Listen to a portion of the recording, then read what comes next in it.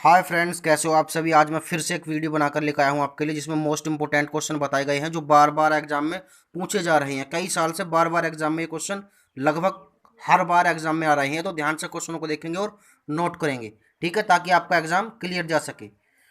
First question देखेंगे। दो घनों का आयतन 27:64 है, इनका संपूर्ण क्षेत्रफल का अनुपात क्या होगा। सबसे पहले ध्यान रखना, आपको घन का आयतन और संपूर्ण पृष्ठ ये सब याद होने चाहिए।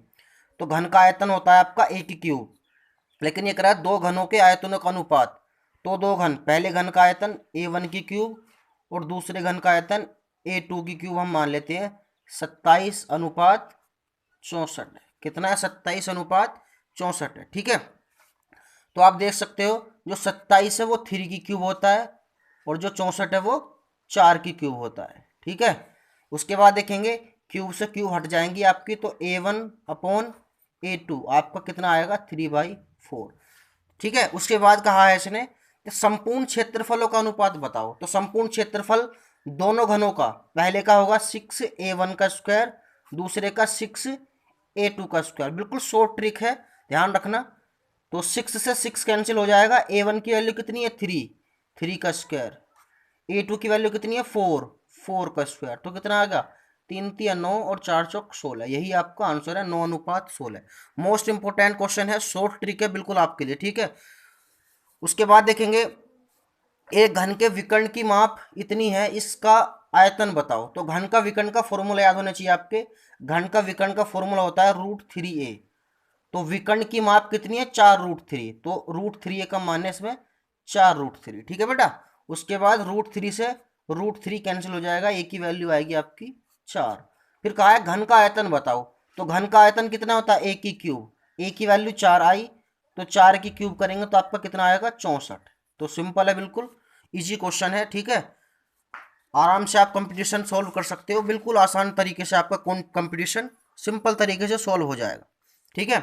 उसके बाद देखेंगे थर्ड क्वेश्चन। किसी घन का विकर्ण इतना है 6। तो विकर्ण आपको पता है क्या होता है? √3a इक्वल कितना दे रखा है इसने? 6। विकर्ण कितना है? 6, और विकर्ण को कहते हैं √3a। तो यहाँ से a की वैल्यू आएगी 6 √3 अपॉन में आ जाएगा। तो इसे रैशनलाइज करेंगे, √3 की ऊपर मल्टीप्लाई करेंगे, √3 की नीचे करेंगे। तो a बराबर कितना हो जाएगा? 6√3 ऊपर 6√3 और √3 की √3 में करेंगे 3। 3 से हम इस 6 को कैंसिल कर देंगे, तो 3×2 = 6। तो कितना आएगा आपका? 2 और ये √3, 2√3 आई आपकी ए निकल के साइड। तो कह रहा है घन का आयतन बताओ। तो आयतन कितना होता है? ए की क्यूब। तो ए की वैल्यू कितनी आई? 2√3। तो 2√3 की क्यूब क्या होता है? 2√3 की क्यूब यहाँ से निकलकर जो आपकी आएगी बेटा, वो आएगी 24√3। उसे सोल्व कर लेना आप, बिल्कुल सिंपल है, ठीक है। इजी क्वेश्चन है, बिल्कुल सिंपल तरीका है आपका। नेक्स्ट क्वेश्चन है आपका, इसे देखेंगे। टेंशन मत लेना, बिल्कुल इजी तरीके से क्वेश्चन बता रहा हूँ। 100% आपके दो क्वेश्चन हर बार ये क्वेश्चन लगते हैं, बार बार क्वेश्चन ये आपके पूछे जाते हैं, ठीक है। 25 सेंटीमीटर भुजा वाले घन को पिघलाकर 5 सेंटीमीटर भुजा का कितने घन बनाए जा सकते हैं। यानी कि बड़े घन जो है वो 25 सेंटीमीटर उसकी साइड। तो घन का आयतन क्या होता है? ए की क्यूब। कितना क्या होता है? ए की क्यूब। तो बड़े घन का आयतन हम यदि देखें तो 25 × 25 × 25 साइड की क्यूब कर ली बड़े वाले घन की। उसके बाद हमको क्या करना है? जो हमारा छोटा घन दिया गया है, छोटा घन कितना है? 5 सेंटीमीटर का। तो इसके कोण में लिख देंगे 5 × 5 × 5 इतना, ठीक है। बड़े घन का आयतन निकाल दिया 3×25, छोटे घन का आयतन निकाल दिया 3×5। इसे कैंसिल कर देंगे, 5×5 = 25, 5×5 = 25, 5×5 = 25। तो 5×5 = 25, 125 आपका आंसर आ गया। बिल्कुल इजी है, ठीक है। 125 घन बनाए जा सकते हैं छोटे आपके, ठीक है बेटा। नेक्स्ट क्वेश्चन देखेंगे आप। ये रहा, एक घन का आयतन 512 है, इसका संपूर्ण पृष्ठ बताओ। तो आयतन क्या होता है? ए की क्यूब। तो ए की क्यूब आपका कितना दे रखा है? 512।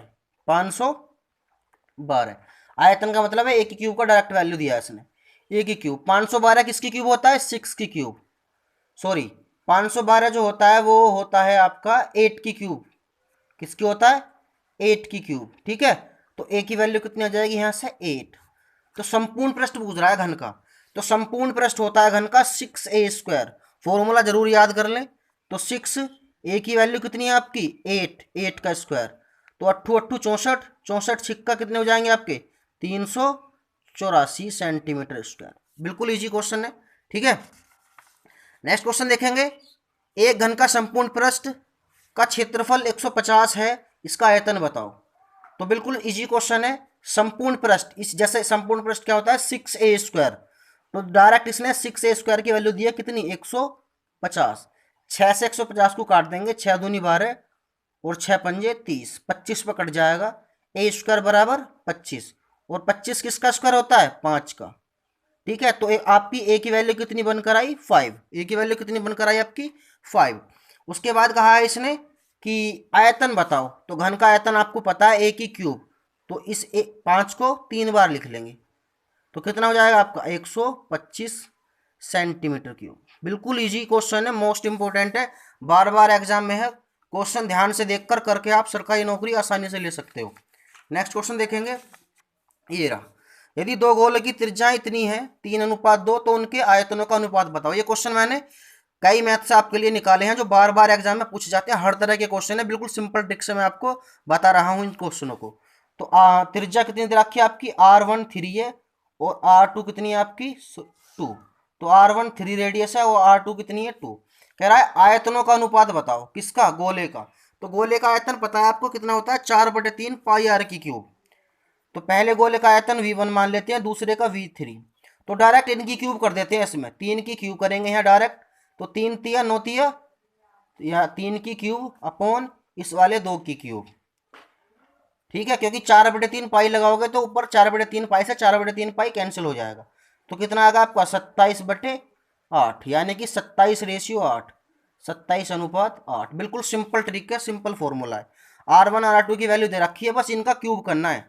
यहाँ पर 3 का क्यूब किया और यहाँ पर 2 का क्यूब किया, यदि आयतन पूछ रहा है, और इनका फॉर्मूला ये इनको ओपन कर दिया। ठीक है, उसके बाद देखेंगे, फिर इसी क्वेश्चन में कहा है इसने, यदि दो गोलों की त्रिज्याएं R1 कितनी है 1 और R2 कितनी है 4, ठीक है, तो कह रहा है उनके क्षेत्रफलों का अनुपात बताओ। तो गोले का क्षेत्रफल आपको पता होना चाहिए 4 पाई r² हो गोले का क्षेत्रफल, तो A1/A2 4 पाई r², यानी कि इस r का स्क्वायर करना है, R2² इसका स्क्वायर करना है, तो कितना हो जाएगा 1/16, यानी कि 1:16। बिल्कुल सिंपल है, 4 पाई से यहाँ 4 पाई कैंसिल हो जाएगा। बिल्कुल इजी क्वेश्चन है, शॉर्ट सिंपल मेथड।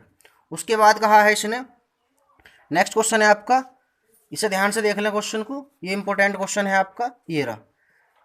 ये कह रहा है 3 सेंटीमीटर 4 सेंटीमीटर 5 सेंटीमीटर के 3 गोलों को पिघला के एक नया गोला बनाया, उस गोले की त्रिज्या बताओ।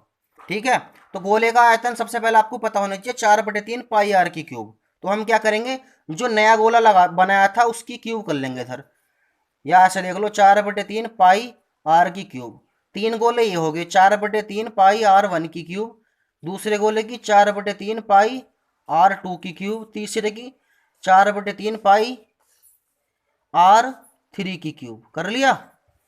उसके बाद इससे इन तीनों गोलों को मिलाकर एक नया गोला हमने बना दिया। ठीक है, इन तीनों गोलों का आयतन ये है और ये नए गोले का आयतन है।